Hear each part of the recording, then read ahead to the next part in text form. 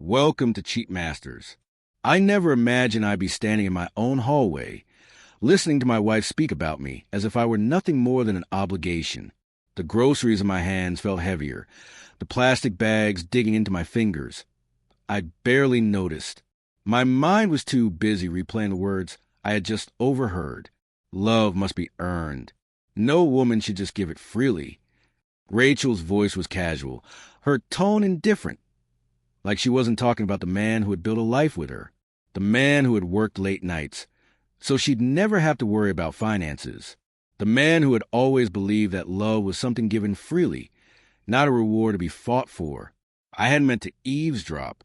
I had simply stepped into the house quietly, carrying the last of the groceries.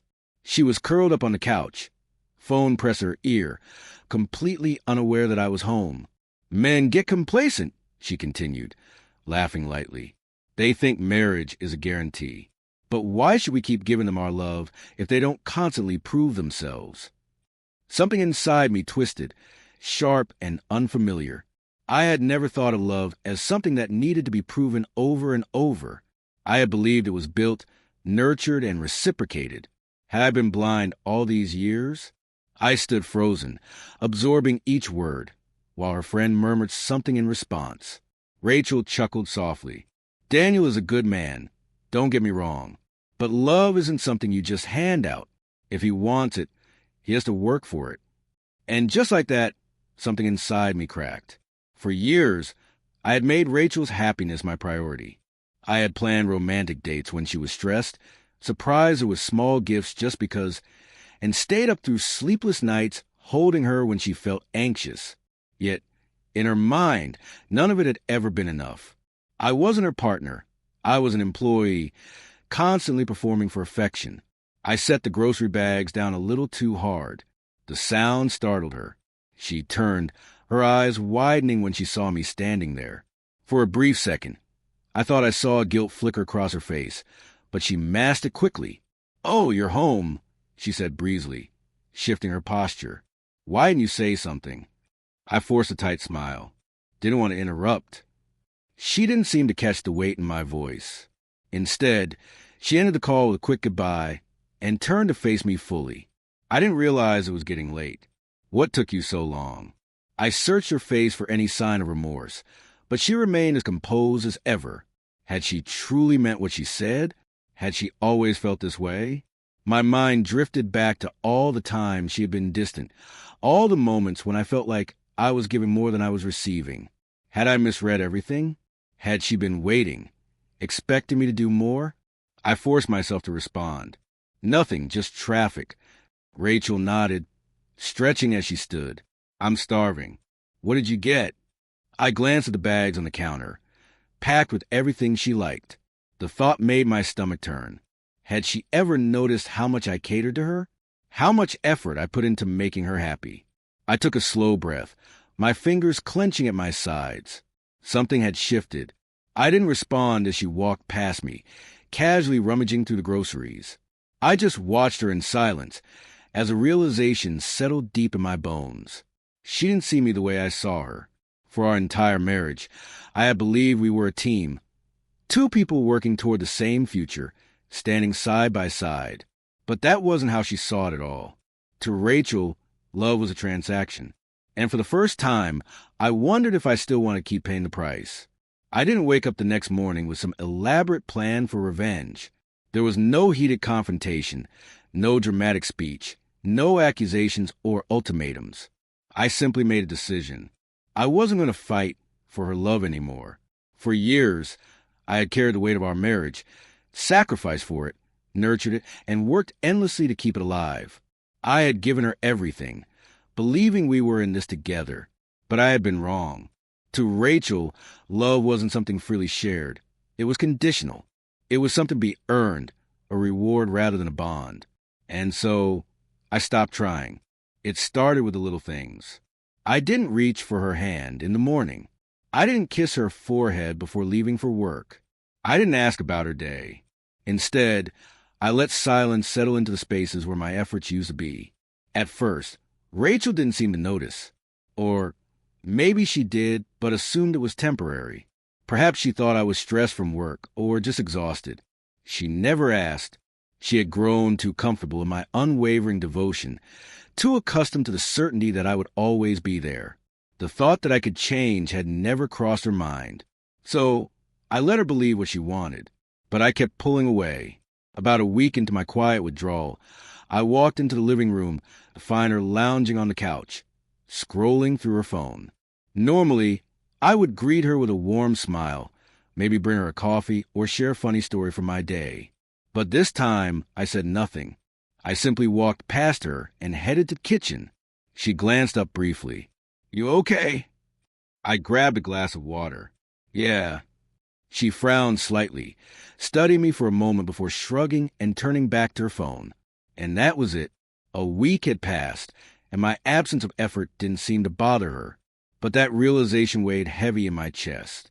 She had grown so used to my presence, my giving, my endless consideration, that she didn't even question it when it suddenly disappeared. She had assumed I would always be there. The following weeks unfolded the same way. I no longer initiated conversations. If she wanted to talk, she'd have to start. I stopped planning date nights. If she wanted to spend time together, she'd have to make the effort. I abandoned all the small, thoughtful gestures she had taken for granted. At first, she didn't react. She still expected everything to be as it always had been. But slowly, I saw the discomfort creeping in. She began noticing the silence, the absence of attention, the shift in the air between us. One night, as I lay down in bed, I turned onto my side and closed my eyes without saying goodnight. Rachel shifted beside me, restless. "You're not going to say anything?" she finally asked, her voice quiet in the darkness. I kept my eyes shut. "About what?" "I don't know," she muttered. "Anything. You've been quiet lately." I took a slow, measured breath, letting the weight of her words settle. She wanted me to explain. She wanted me to fight for her, to reassure her, to plead for her attention. I wasn't going to. I guess I just don't have much to say. I could feel her gaze on me, waiting for more. When it didn't come, she sighed and turned away, and I fell asleep without another word. A month passed before I saw the first crack in her confidence. We had slipped into a pattern, cold, distant, detached. I came home from work. She scrolled through her phone. We ate dinner in near silence, and then we went to bed. She expected me to break first, to be the one to reach across the growing gap between us. She didn't realize I had already made my choice. One evening, as we sat across from each other at dinner, the quiet clinking of silverware was the only sound between us. Then, suddenly, Rachel set her fork down and looked at me. "Are you mad at me?" I took a sip of my drink, keeping my expression unreadable. "Why would I be mad?" She narrowed her eyes slightly. "I don't know, you've just been different." I shrugged. "I guess I've just been thinking." Her brows pulled together. "About what?" I met her gaze. Effort. Her lips parted slightly, her expression shifting. And for the first time, I saw it, that flicker of unease. She realized something had changed. I watched her closely, waiting to see if she'd acknowledge it, if she'd admit that she had taken me for granted, if she'd say, "I know I've been distant too. I know I should have given more." But she didn't. Instead, she scoffed. "You're being dramatic." And just like that, the moment slipped away. She dismissed it. She dismissed me. That's when I knew. Rachel didn't think she had done anything wrong. She didn't believe I had any right to feel this way. In her mind, love was still something I had to earn, something I had to prove, while she sat back and decided if I was worthy of it. She still thought she held all the power. She had no idea she was losing me. At first, the silence between us had been unintentional, a byproduct of my decision to stop trying. Rachel assumed I was just in a mood, that my withdrawal was temporary, something that would pass if she ignored it long enough. But now, the silence carried weight. Now she felt it, and for the first time in our marriage, she was the one chasing after me. It started subtly. She tested me, waiting for a reaction. One evening, as we sat on the couch, she stretched lazily and let out an exaggerated sigh. "Ugh, I'm so bored." I barely looked up from my phone. Then do something. She blinked at me, caught off guard. She had expected me to care, to offer suggestions, to propose doing something together. But I didn't. Her expression faltered for just a moment before she leaned back against the cushions, sulking. She wasn't used to being anything but the center of my attention, and she didn't like it when she wasn't. Next, she tried provoking me. She would make passive-aggressive remarks, hoping to push me into reacting. You never help around the house anymore. You don't even try to hold a conversation. Are you just going to sit there like a statue? Each time, I shrugged, letting her words slide off me like water off glass. I refused to take the bait. I wasn't going to fight for her. Not anymore. The real shift happened on a Friday night. Rachel had put effort into her appearance for the first time in months. Heels, a fitted dress, hair styled perfectly. She stood in front of the mirror, checking her reflection. "Some of the girls are going out," she said casually, adjusting an earring. "I might join them." I glanced up from my book. Okay, that was it. No jealousy, no curiosity, no have fun or be safe. Nothing. And it bothered her. She lingered in front of the mirror, fidgeting with her earrings longer than necessary. "You're really not going to ask where we're going?" I flipped a page. "Do I need to?" A flash of irritation crossed her face. Wow. Okay. I could tell she had expected a different response. She had wanted me to protest, to comment, to care. Instead, I gave her nothing. She ended up staying home. Her frustration grew. A week later, she tried another approach. We were in the kitchen, washing dishes side by side, when she accidentally bumped into me, her hip brushing against mine. A test. I simply stepped aside. Rachel cleared her throat. "So, we haven't been together in a while." I didn't respond. She hesitated, then with sharper edge added, "You haven't even tried." I set the plate down and finally looked at her. "Neither have you." She blinked, as if the thought had never even occurred to her. Rachel had been so used to me being the one to initiate everything, affection, intimacy, connection, that she had never realized she had stopped making an effort to. And now that I wasn't chasing her anymore, she didn't know what to do. And one night, the cracks finally started to show. I was lounging on the couch, absent-mindedly scrolling through my phone, when Rachel suddenly snatched the remote and switched off the TV. I glanced up. She stood there, arms crossed, frustration written all over her face. "All right," she said, exasperated. "Seriously, what is going on with you?" I set my phone down, tilting my head slightly. "What do you mean?" She let out a sharp, disbelieving laugh. "Don't play dumb, Daniel. You've been acting different for weeks." "I don't think I have." "Yes, you have." Her voice was firm, but there was an undercurrent of something else, uncertainty. "You barely talk to me. You don't care what I do. You don't even—" She hesitated, inhaling deeply before lowering her voice. "You don't even touch me anymore." Silence. I simply watched her, waiting. She swallowed hard, her arms tightening around herself. "Are you mad at me?" "No." "Then what is it?" I leaned back against the couch, studying her. For years, I had been the one seeking reassurance, trying to prove I was worthy of her love. And now, the roles had reversed. The neglect I had carried for so long was now settling on her shoulders. I could see in the way she fidgeted, the way doubt crept into her eyes. And for the first time, I saw something in Rachel I had never seen before. Fear. She was afraid. Afraid of what was happening. Afraid of what she had done. Afraid of losing something she had never thought could be taken away. But I didn't soothe her. I didn't offer comfort. I simply stood up, walked past her, and said, "I'm going to bed."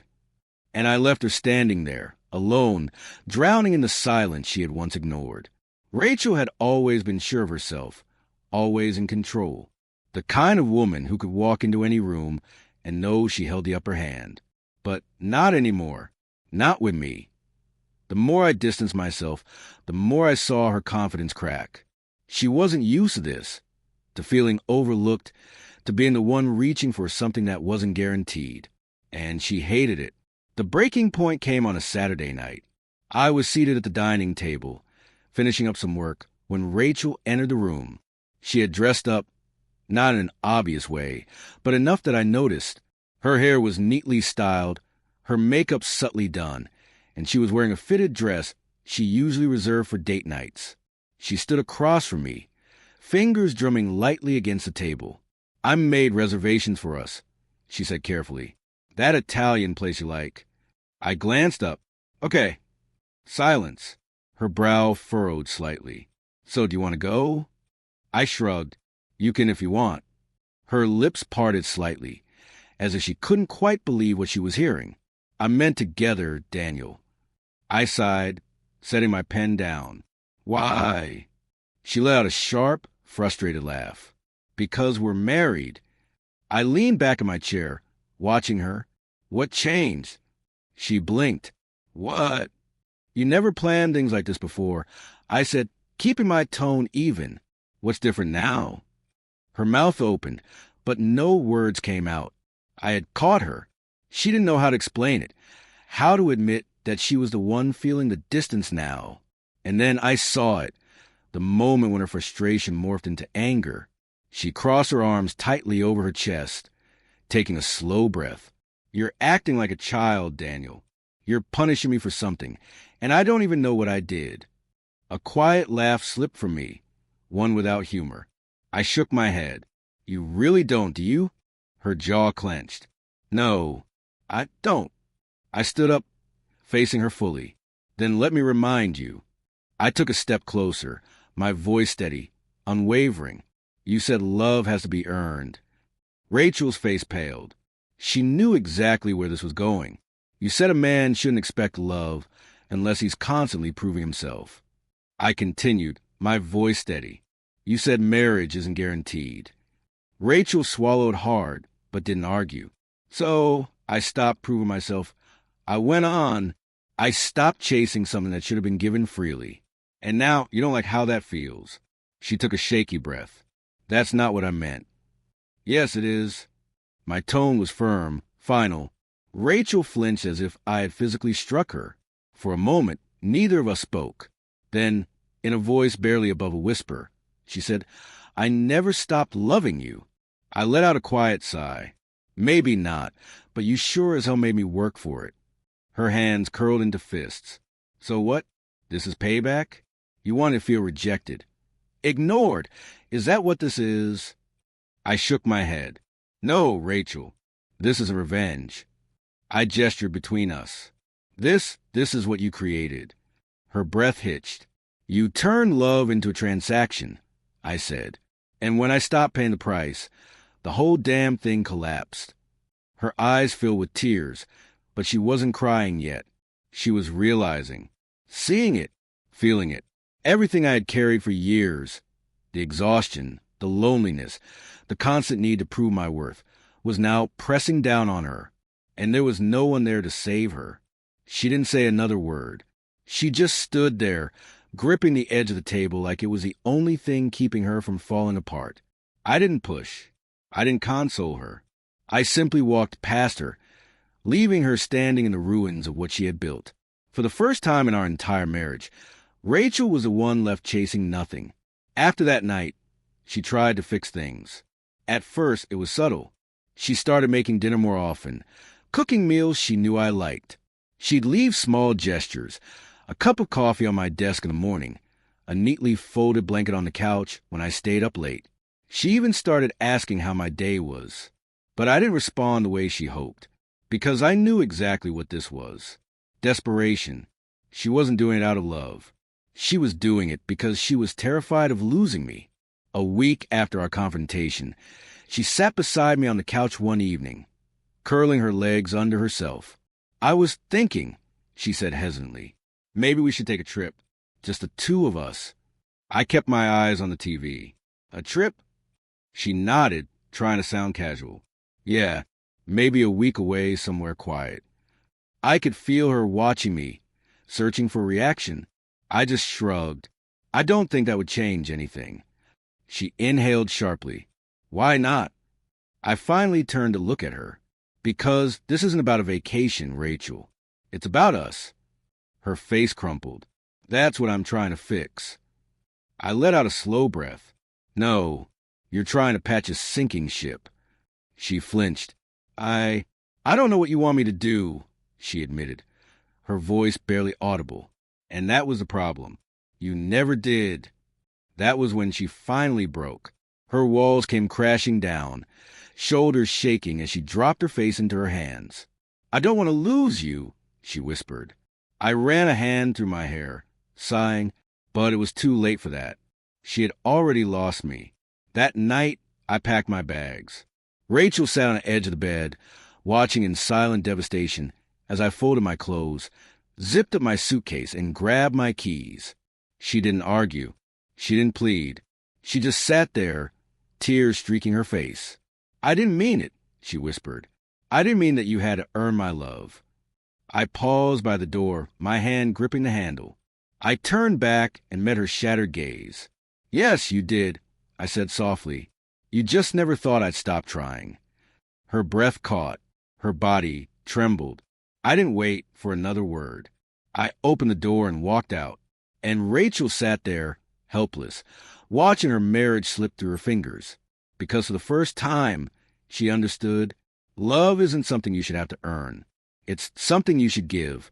And if you make someone fight for it for too long, you might wake up one day and realize they've stopped fighting altogether.